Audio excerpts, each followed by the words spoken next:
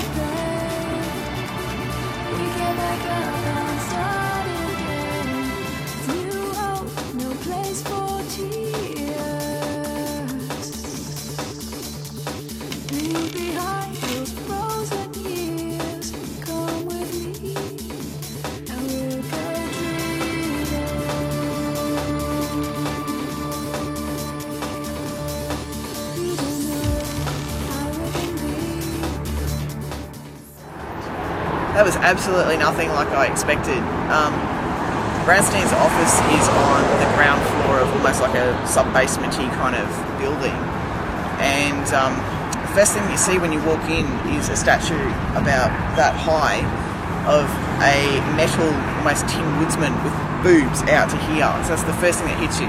Then as you kind of walk in and go to your left, there's a chair that's about that high with huge wingbacks on the side that's bright yellow with purple stripes and a dash hound.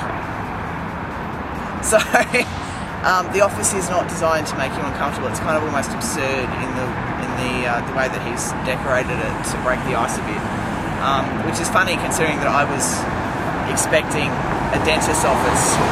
So the appointment went well. Basically both he and Katrina took us through everything that had to happen. They gave us some forms which I'm sure Mel will read voraciously when we get back to the apartment.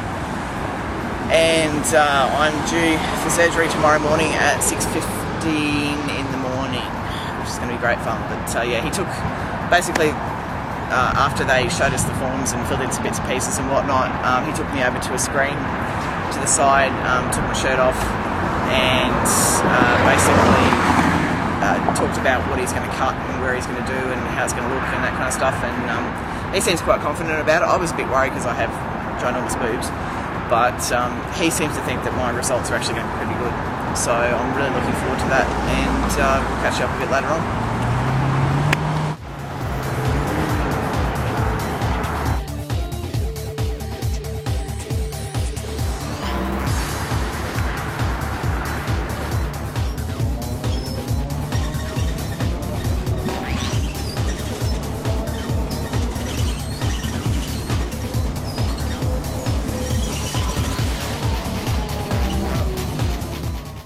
From your experience. What, meeting Brownstein? Just the whole thing. He's a lovely fellow, very, very relaxing to talk to. I felt confident in him doing the operation, but then I felt that way before. But yeah, more so confident, and it was good.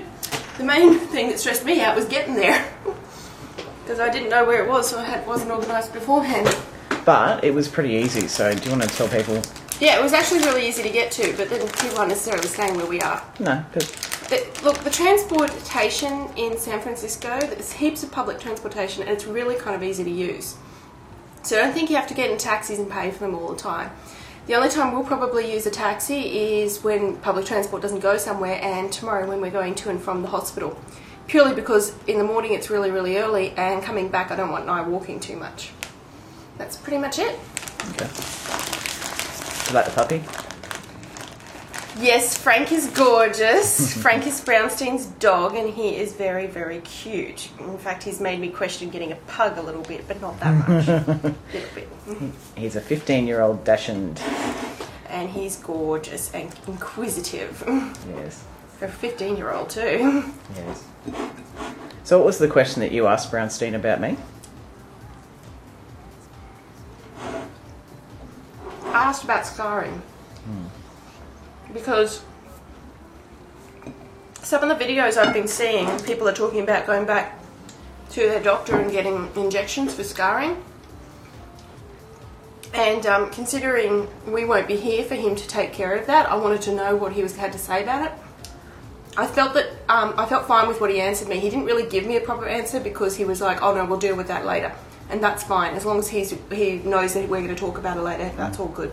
And they gave us plenty of documentation to read tonight and to get familiar with bits and pieces, which I'm quite sure you'll be doing voraciously. Yes, I'm pretty sure as soon as I've finished unpacking all our shopping here, I'll be right into the documentation.